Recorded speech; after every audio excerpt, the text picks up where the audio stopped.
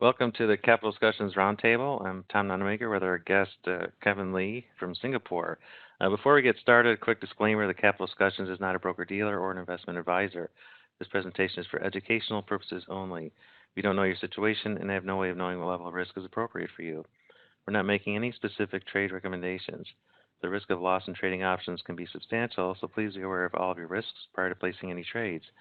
Hypothetical computer simulated trades are believed to be accurately represented. However, actual profit or loss may vary due to market factors such as liquidity, slippage, and commissions. And just again, this is for educational purposes only. So with that out of the way, Kevin, welcome. I think this is the first time you're speaking to us at the roundtable level. So it's nice to have you here. And if you just want to share your screen, we can make sure that that's working okay. All right. How do I share my screen? If you go to the Quick Start, there's a button, or you can go to the Share menu, or you can try Share Control-Alt-D. Okay. Share menu, my screen. Okay, I just click that. There we go. I think it's loading. Can you see that? I can. Facts and myths. All right. Okay, great. All right. All right, thanks, Tom. And okay. Hello, everybody. So let's get started. The topic of today's discussion is about butterflies. I know there are a lot of butterflies traders. Let me set up the objective of this presentation with this scenario. This is quite a typical hedge butterfly portfolio, an M3-like butterfly. You can see that the upside here is looking good. If there is a rebound or in the market, the position should make good money. But look at what happened when the rebound actually happened. The T+0 line collapsed, and this was the type of situation that many butterfly traders experienced, and I experienced that too. And I did not understand what was going on, and I lost quite a lot of money because of this kind of situation. So I embarked on a research to find out what was going on, and I found quite a lot of very interesting findings, which helped me to be a better butterfly trader. And that is the reason that would be the topic of today's discussion. I will share some of those research findings, and hopefully we can all share some experience. So before we are able to look at specifically what happened, I know a lot of people know that the T+0 line collapsed because of implied volatility change. But let's first look at what is implied volatility and how does it change as market moves around. So what you see here is a very typical volatility smile, a volatility curve for stock index options like for SPX and RUT that we all trade. For other types of underlying, the volatility curve will have a different shape. So we also know that when market goes up, volatility tends to come down, and when market goes down, volatility tends to go up. However, I realized that in reality, it's not so simple. When underlying moves up or down, the volatility curve actually goes through 3 steps. The first step that it does is a horizontal shift. So let's assume that this is RUT, and RUT moves from 1,000 to 1020, a 20-point move to the right. The volatility curve will first move horizontally by 20 points, so that the at the money will remain the same, let's say at 20%, from 1,000 to 1020. What you realize is that after this horizontal move, most of the strikes will experience an increase in volatility, instead of decrease. Understanding this horizontal shift is very important. Later you will see that sometimes due to this horizontal shift, volatility will not go down when market go up. Volatility will not go up when the market go down.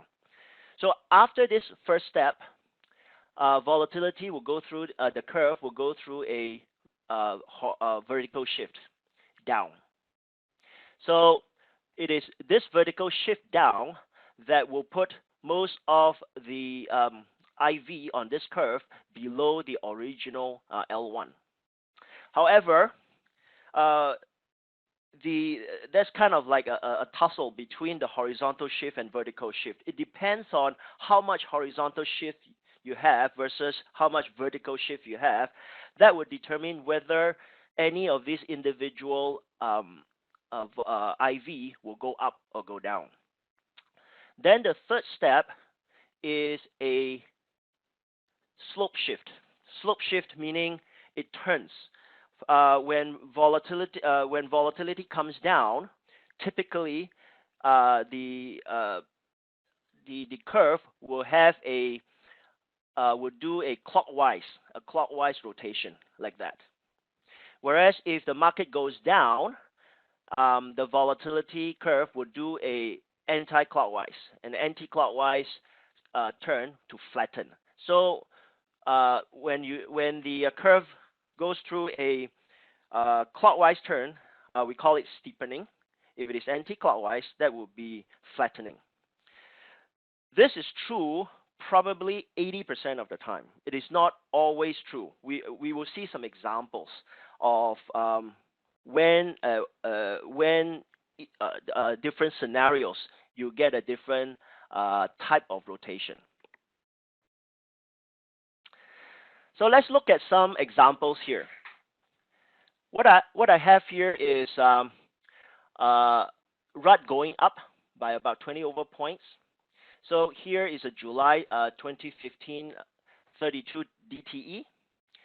And what you see here is that RUT went from the blue line to the red line.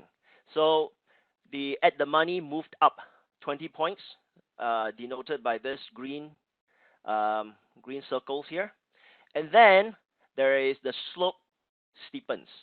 It went from a negative 60-degree slope to a negative 69-degree, meaning it is steeper.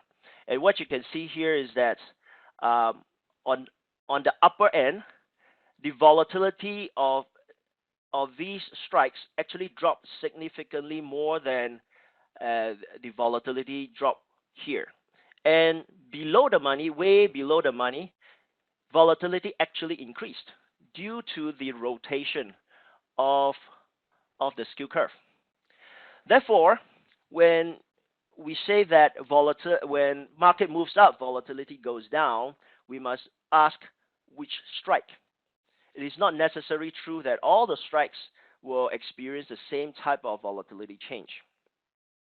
But at the same time, if you look at a further out expiration, August 67 DTE, the rotation is very different. You will see that this is the blue line going to the red line. What you see here, look at this. This is the lowest point on this curve. Going to this lowest point will be transformed into this lowest point on the red curve. What I've done here is a kind of like an animation to show how this is done in the 3 steps. First, you will go through a horizontal move, and then the vertical move, and then the steepening of the curve. So therefore, this particular lowest point became this lowest point. But what is very important to notice is look at the drop in volatility of all those strikes above the market. Pay attention to this, because later when we look at butterflies, this is where our butterflies get hurt the most or benefit the most. Now this is an example of a down market. The reverse happens. Again, it is from the blue line to the red line. So in this example, RUT dropped about 30 points, and you can see that the curve went backwards, up, and then rotated counterclockwise. Same here, shifted backwards, up, and counterclockwise. It went from a minus 50 to a minus 43, means flattening. And this is the same, minus 82, minus 60. What you can also notice is that the nearer DTE, the 25 DTE, is always steeper than the further out. And the volatility sensitivity of the nearer DTE will be higher than the longer DTEs. But exceptions are quite frequent, especially when there are crises, when people are fearful. What you will see is that when market goes down, um, the the skew curve actually steepen instead of flattening. So it is not true that 100% of the time market will follow what I've just described. We have to understand, we have to plot it out every day to look at whether the market has actually flattened, the skew curve has flattened or steepened. And if you compare this one and this one, the 1 month later, there's almost no change at all. So volatility changes is very difficult to predict. So a case in point is from last week to this week. I just did this about half an hour ago before I came onto this talk. This blue line was last week, Thursday, and Monday, as everybody knows, market dropped and VIX went up significantly, and at the same time it steepened. When it steepened like that, it caused a lot of pain for bearish butterflies. M3 butterflies, bearish butterflies. This is when you see the T+0 line sink. And then this is this morning. The market rebounded, and not only did the volatility go down, the slope actually became flatter as well.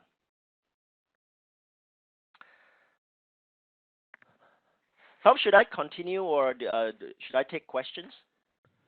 It's up to you if you want to answer questions now, but I think maybe it's better to go through your presentation first and then to do questions at the end. Okay, sure. Okay.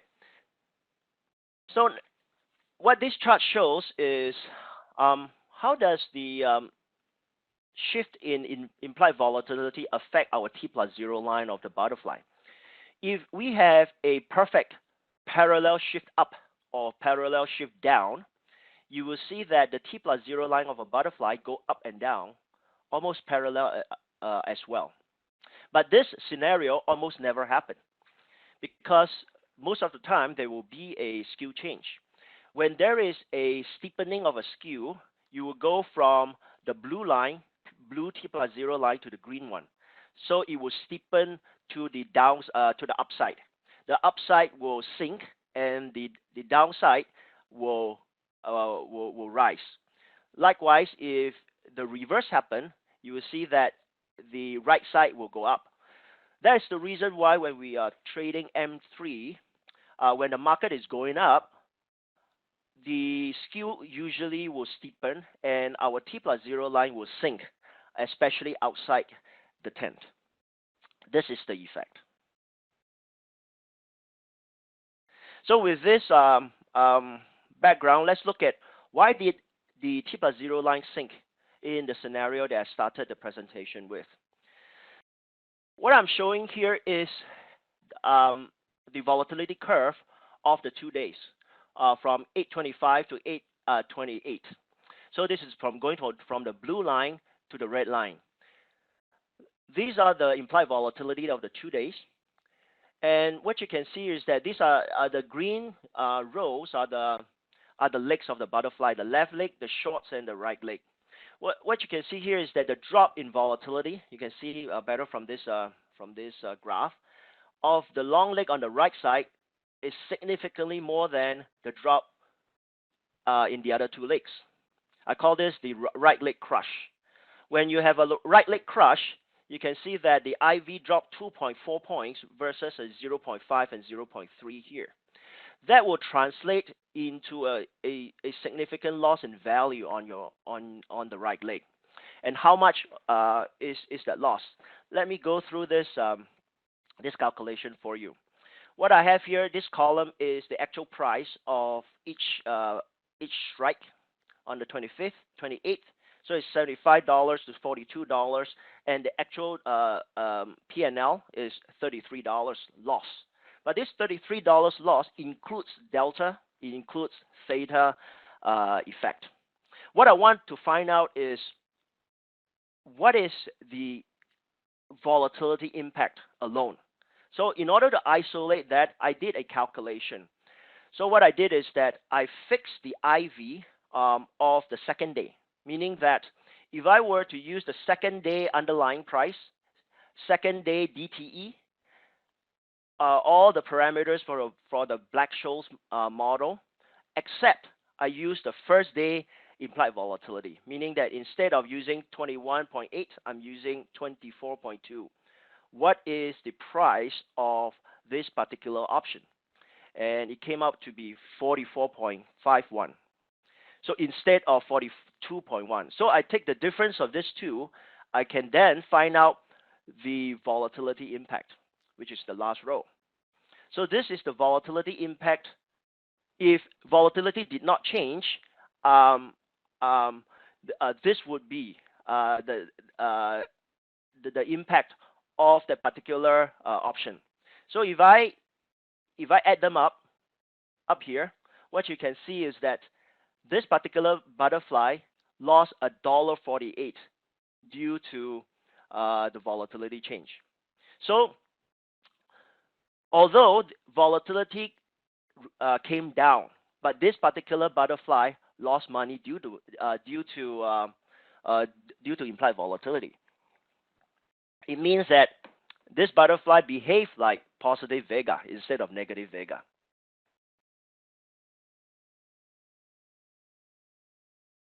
So knowing that this is the situation, how about we do this?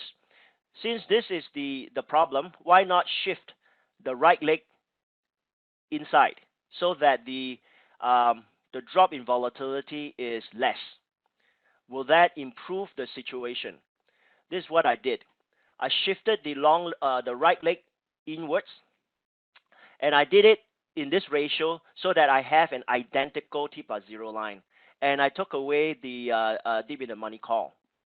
So I want to compare this original M3 versus now the new configuration is actually a broken wing butterfly.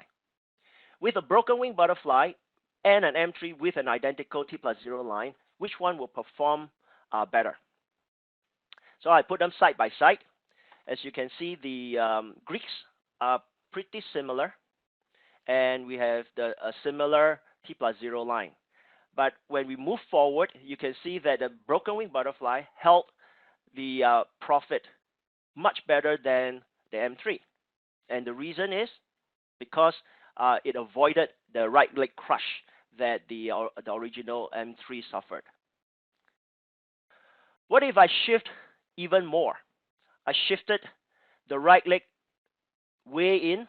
I shifted the shorts backwards and the right leg backwards as well, so that I have a configuration like this, and versus the original M3.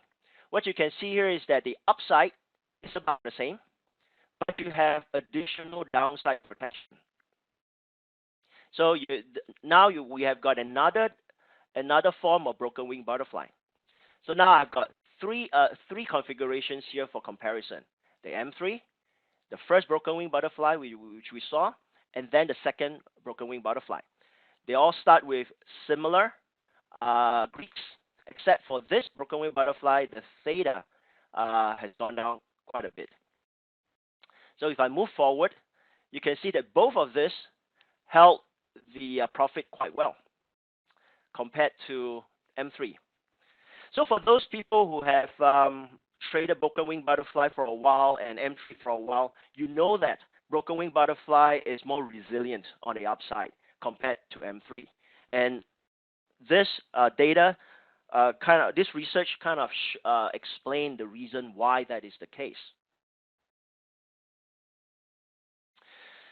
So far, what I have shown is based on OV's EIOIO model, meaning each individual options on its own.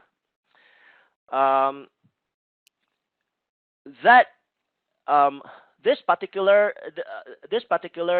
form of modeling is similar to what you see in TOS, but most of us who use OV, we use the variable, the variable modeling, and you can see that this is the actual. You can see that the curves on the EIOIO is a lot more positive on the upside, and the variable is closer to what came out to be the actual curve. So OV actually did some modeling, and they have done a pretty good job trying to model some of this effect, but not all of it. I've confirmed with Len of OV that they do not model the skew change. They did model the horizontal shift, and they did model the vertical shift with their CEV setting. Now, this is a different type of butterfly, which we used to trade many years ago when I was learning to trade butterfly. I was taught to put a out-of-the-money call hedge instead of an in-the-money call hedge. The T+0 line at setup is very similar, very flat, but when the market moves up, things will collapse on the upside. At that time, I didn't know what happened, but now I do. And the reason for this collapsing of the T+0 line on the upside is because, again, of this collapsing of IV on the right hand side. And with the out of the money call, you get a double whammy. In the money call, you're dealing with options up here. Out of the money, you're dealing with options over here for the call. So not only do you get a right leg crush on the butterfly, your call hedge will crush as well. Therefore, it will result in this type of sinking of the T+0 line.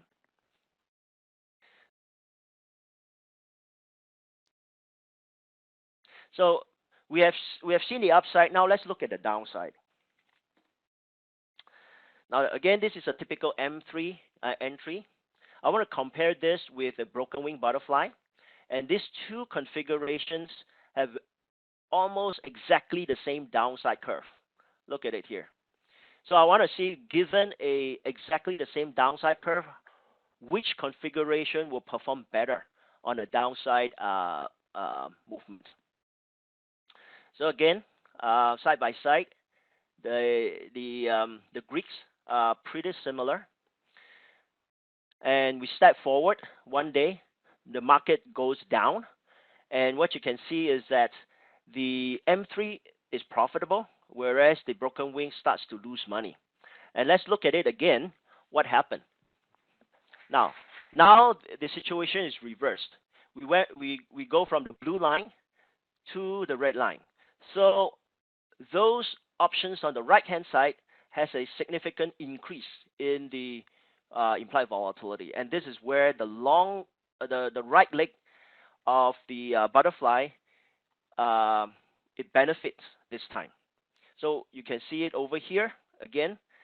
You get the biggest benefit of the IV impact, $1.65 compared with the left leg and the short. And you put them together, you will see that the whole butterfly improved by 46 cents from volatility alone. So I'm showing here the market continues to go down. As you can see that the M3 curve, the T+0 line continues to float up, although volatility is increasing. Whereas the broken wing butterfly T+0 line is sinking. So you will see that the M3 has a gain, whereas the broken wing butterfly has a loss. And then go down some more. You see that the M3 is a lot more resilient on the downside. So for those of us who trade these two configurations, this would be a good thing to remember. Um, if you want the trade to be more resilient on the downside, use the M3 configuration. If you are expecting a rebound, go to a broken wing configuration, especially when the market has gone down and down and down and down. Volatility is high. Volatility skew is flat. Usually what I would do is I will shift my M3 backwards and then turn it into a broken wing butterfly. So that when there is a rebound, you do not suffer the crush on the right leg. Now let me emphasize that this technique only works when the volatility curve has flattened. If the volatility curve has steepened, like last week to this week, do not shift to a broken wing butterfly. You get the opposite result. So with that, I'm saying that it is important for us to know not only the absolute level of implied volatility that we're dealing with, but rather the volatility slope, whether it is flat or is it steep, and we will have to adopt different adjustment strategies depending on what we are dealing with. Let me now show you some other behaviors, some of the stuff that I noticed that I was surprised. So let me show you that. Now look at this 2 days. Market went from this is January 6th this year to January 12th this year. Market went from 1094 to 1031, a drop of about 60 points. RVX went up. No surprise here. But look at the curve. Look at the actual implied volatility. Blue line to red line. Do you think that volatility increased or decreased? Well, if you look at individual strikes, let's look at this 1090. It went from 21.2 to 20.5, a drop. 1040 is 23.9 to 22.6, a drop. But wait a second. RVX went up. What is going on? So this situation happens quite frequently. I did some research, and I think it happens probably about 10 to 20% of the time. And it happens because the horizontal shift overwhelms the vertical shift. And the question is why on earth then RVX, why did it go up? Well, it has to do with how VIX and RVX is calculated. It is calculated that it is a average 30 days implied volatility that is overweight at the money. So when you compare at the money to at the money, like for example here, 1090 compared to 1030, volatility has increased. 10 points below money, 21.7, 23.6. So if you compare like that, it has gone out. It has gone up. And that is how RVX is calculated. And that's the reason why when you look at RVX, it has gone up. But if you already have a butterfly on, did your butterfly suffer a volatility increase? No, it actually benefited. It actually benefited from a reduction in volatility. But if you do not graph this out, it's very difficult for you to notice that the volatility actually has gone down instead of up. So again, I'm showing here that due to this volatility drop, although RVX has gone up, your butterfly, if you have put on a butterfly, bearish butterfly, you would have benefited from the volatility decrease instead of increase.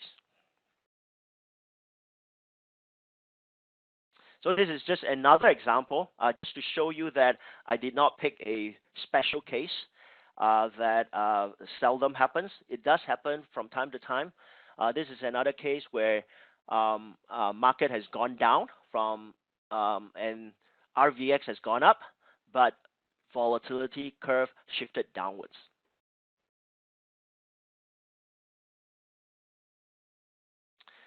So just now we saw another example of when market doesn't behave the way that we think that it should. That is when market is in fear. When market is in fear, market goes down, volatility skew steepens. So I've got 3 days of volatility skew here. The first day, market went down from 1220 to 1180. Not much fear yet, so it flattens.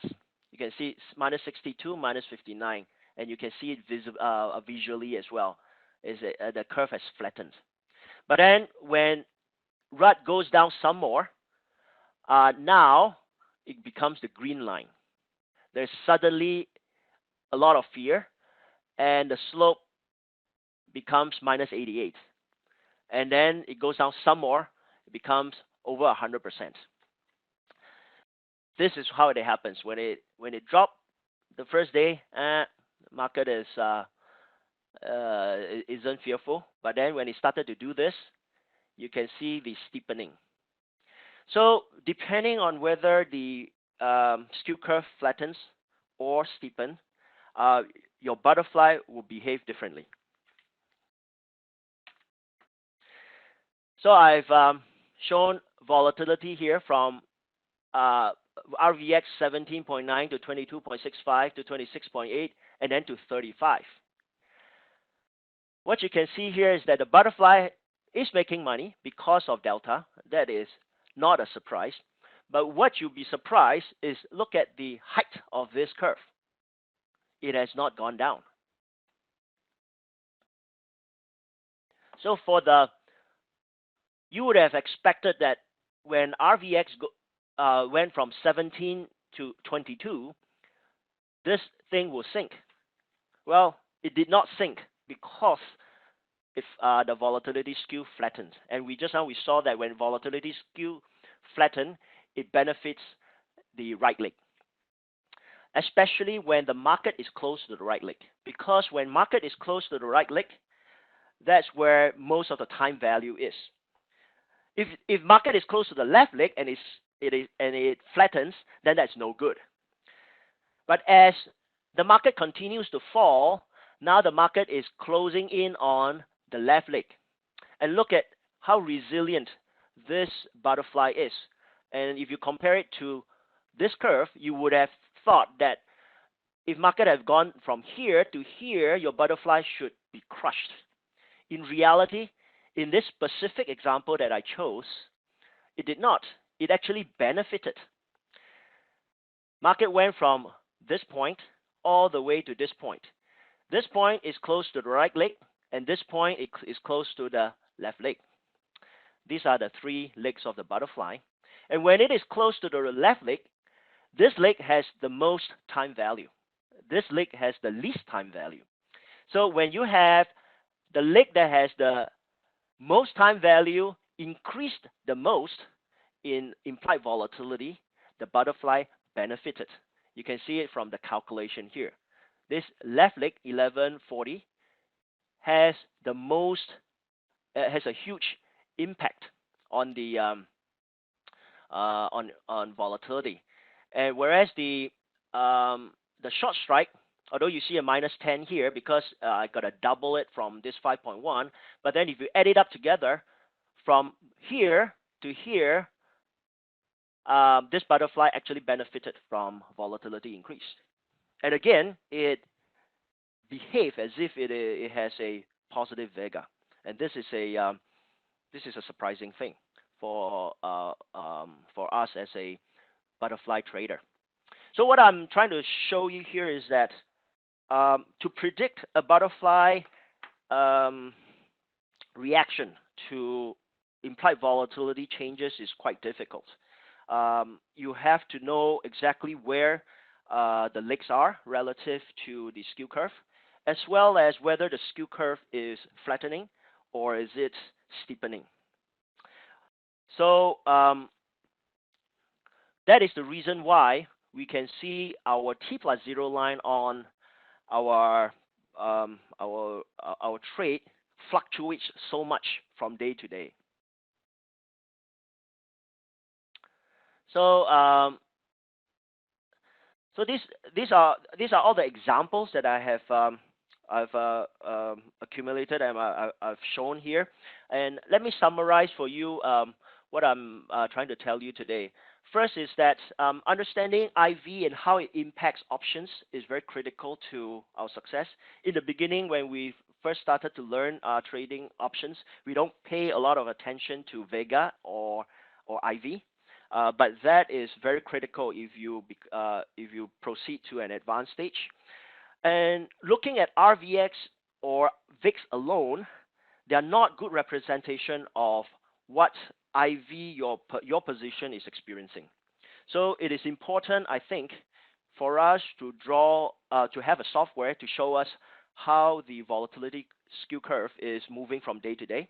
If you don't have a software, like I don't have a software, so I rely on OV, and I will export the data on a daily basis before the market opens, and I will graft it in Excel. It just takes about a minute to do it once you have already set up the template, and that helps me immensely to determine what type of strategies I should adopt. And also Greeks are significantly impacted by the IV change. A lot of times we look at Greeks, especially delta, as though they are like signs, but actually they are not. They change significantly, especially Vega, and our Vega isn't very meaningful unless we know how the skew will impact our position. And for the more advanced traders, I would suggest that we study and monitor some of the second order Greeks like Charm and Vana. Charm is rate of change of delta to time. Vana is a rate of change of delta to volatility. So because we use delta so much for our adjustment decisions, so we need to know how they will change.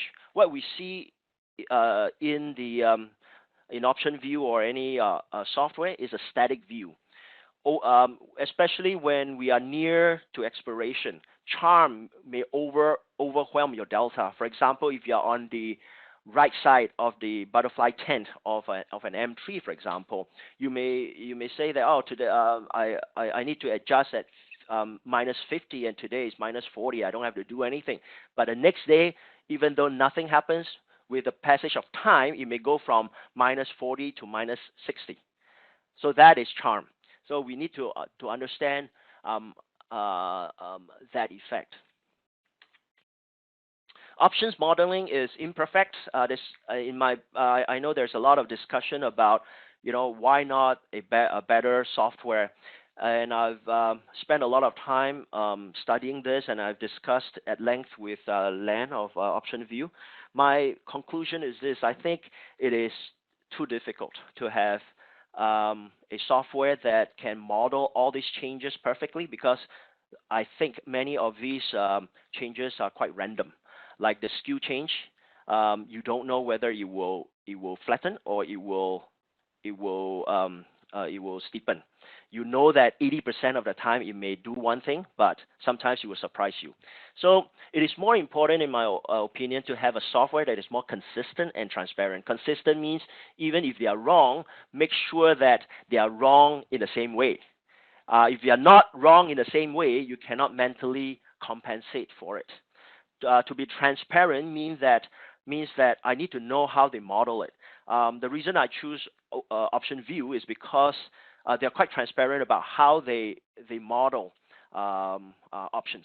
Whereas for TOS, I've asked them for their model. I got nothing, and same thing for the OptionNet Explorer. I've asked for the model, and I've got nothing. So they are like a black box to me. So that's why I think it is important that we understand how our software model and the options, and then for us to understand how implied volatility affect our trade, so that we can mentally compensate any delta or any Greeks for our adjustments. So last but not least, the butterfly trades. Um, if if if you trade bearish butterflies, when I say bearish butterflies, it would include M3, it would include the M9, etc. As long as you put butterflies below the market, watch out for the right leg. And the reason is, if you trade a 50-point rut butterfly, for example, the right leg will be right at where the skew curve drops most. Remember when in a skew curve, let me go back to that skew curve. I think this is important. Go back to here. Go back to here. Okay, from at the money to the lowest point, it is roughly about 50 to 60 point, depending on DTE. The closer the DTE, the shorter the distance. Like this one is 1, 2, 3, 4, 40 points. This one is 1, 2, 3, 4, 5, 50 to 60 points. So I think so when you trade a bearish butterfly, your right leg will be around here. It will crush. Therefore, it is very important that we know where the right leg is at any point in time. And then if you have a flattening of skew and you are stepping onto this U-shaped curve here, shift your right leg inwards into a broken wing butterfly. Okay, so let me complete this. And we talk about that the M3 is more resilient than the broken wing butterfly on the downside, whereas the broken wing butterfly is more resilient than M3 on the upside. And butterfly will react differently to steepening and flattening of skew. We need to understand how that works. And then we also have to know that widening the wing means you'll be more sensitive to volatility and volatility skew change. If let's say you're not sure of what is going to happen, or you are afraid of volatility spike, tighten the wings, or what we call the reverse Harvey. You can tighten from 50 point to a 30 point, for example. And then lastly, the butterfly vega can be highly deceptive. What you see on the software doesn't necessarily mean that's what you will get. Sometimes when you see a very negative vega, it turns out to be positive. Sometimes when you see that it is quite neutral, it will turn out to be very negative. So we just need to know where the butterfly is on that skew curve. So with that, I have completed the presentation. Tom? Yes, fantastic. We do have quite a few questions, so maybe it'd be easier if you pull up the chat and you can read them instead of me, just. How do I do that? Chat. There should be a little chat button. Okay, So yeah, the questions kind of start around, let's see, is there an order where these shifts happen, or do they happen all together at varying speeds? From Rakesh. See. It's about the middle of the. Yep. Let me put on my spectacles. I can't see. Oh, that might help. Is there an order where these shifts happen, or do they happen all together at varying speeds? I don't really understand this question. Do you, Tom? Not really. So, Rakesh, if you can maybe clarify that a bit, we'll go on to the next question. Yeah. Perhaps you will explain this. Like, how can you possibly take advantage? Oh, I think I've explained. If it is flattened, you want to shift the right leg in. That is one example. And turning into a broken wing butterfly. The up market slide is his put only or put or call? Upmarket slide. Oh, all the options that I've shown in the table are all put options. That's a good question. Could you define how to calculate this skew slope percent? Oh, I use the slope function in Excel. I will start from. Let me give you an example. I will start from at the money, like right here. I will take at the money downwards to before I hit 0. So I take this column and put it into the Excel function. TOS individual implied volatility is equivalent to OV EIOIO TOS. Oh yeah, okay. So that's a M3 configuration, but move it. Just keep M3 configuration long call, but move it down 20 points. Okay, so this question is that I think is related to this particular case. No, not this one. This one. So if we shift the whole thing down and retain it as a M3, it will be more resilient on the downside. If market continues to go down, fantastic. If the market reverse and go up, M3 T+0 line will sink. Will likely sink. And that is the assumption that the volatility skew curve has flattened. And then when the market rebound, volatility skew curve will steepen again and you get a right leg crush.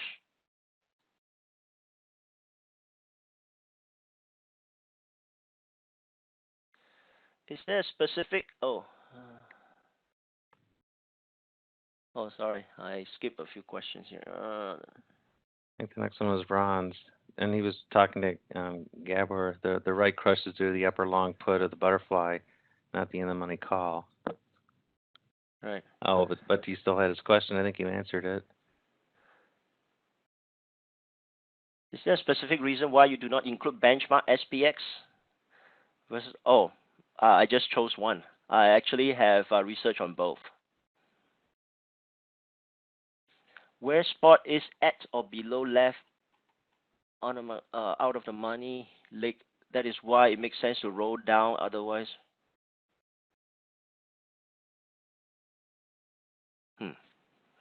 I don't think I understand this question, Tom.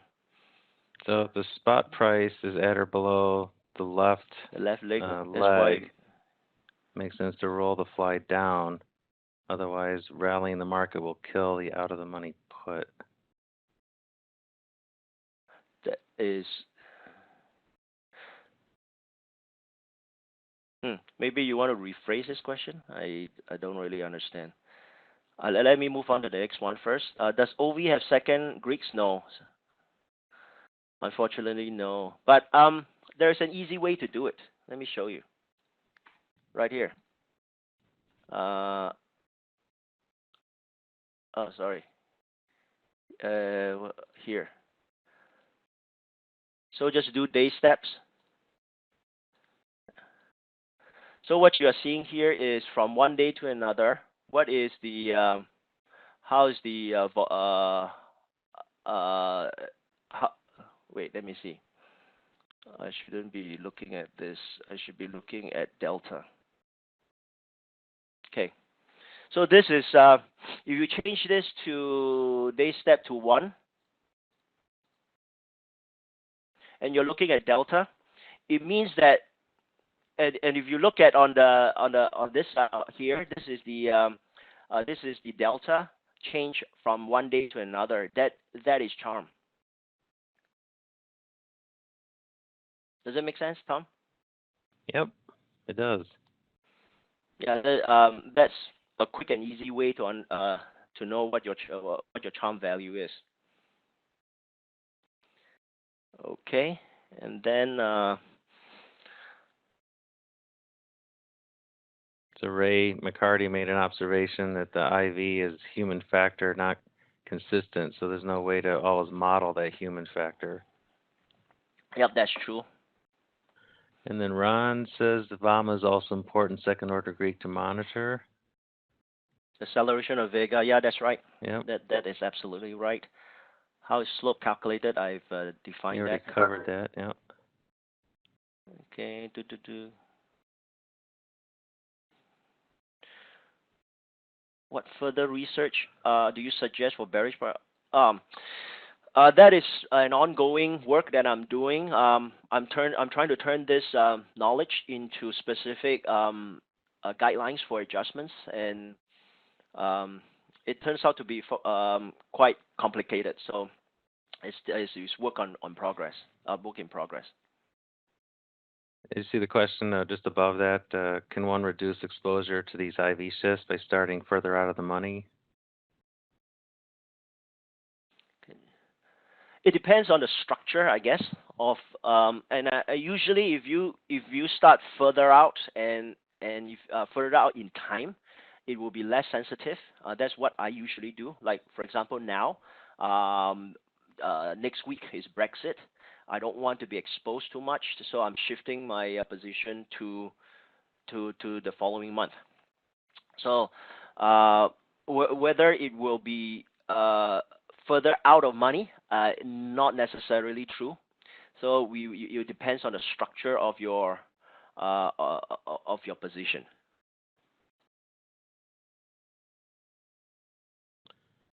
How would you be able And to get then a correct position Vega?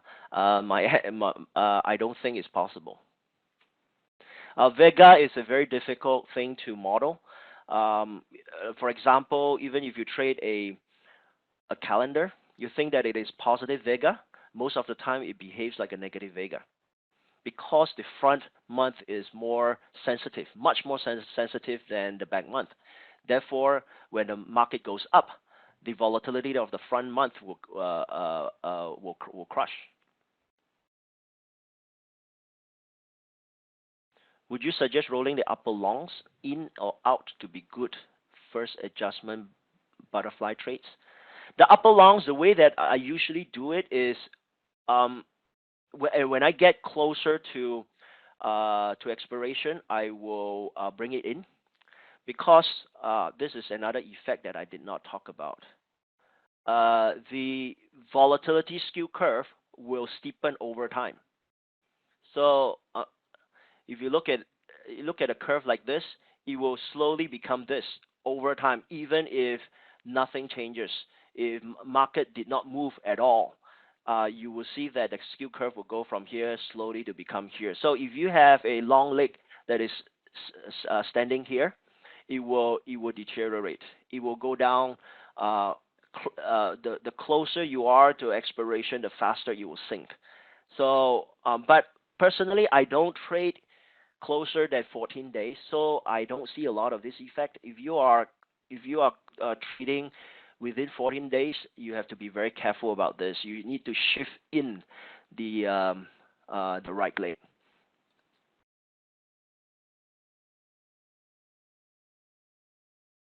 Are the skew shift predictive of anything? For example, the past week when volatility rise, skew steepen. What I noticed, Rakesh, is that when there is market fear, the skew will steepen. When the market is calm, volatility goes up, the skew will flatten. But whether this is predictive of market movement, I haven't done any research on that.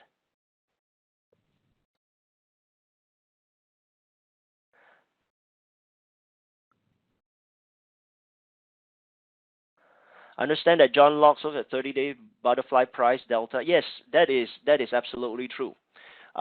When the volatility is low, volatility skew curve is steep.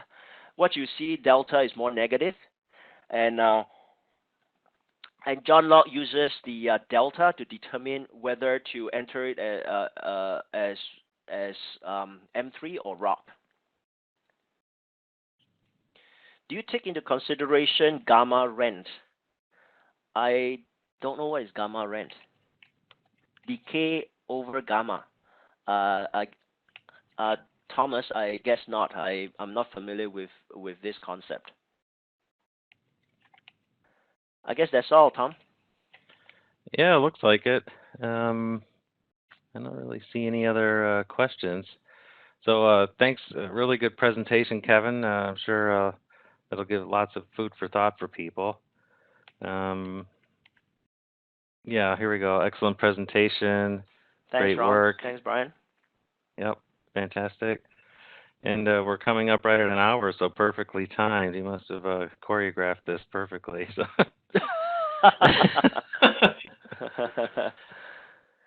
So I guess wonderful presentation. Yeah, the kudos keep coming in. So we'll definitely get this in the library as soon as we can, so people can watch it multiple times because it's something worth really learning and furthering research would be great. So Yeah, well, anybody have any question, you can just shoot me an email. I've got my email here.